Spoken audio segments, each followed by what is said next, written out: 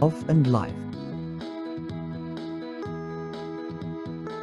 Be thankful that you are chosen, the Lord our Father, and we are His children, promised and motivated. while existing, and where we can define the meaning of living.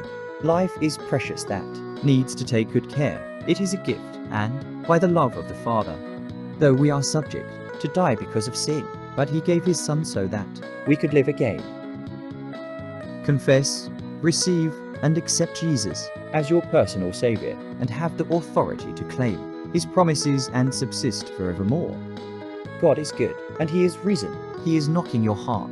Are you willing to open? and even asking you again. Are you willing to open? For you and for me. The Lord our God is waiting.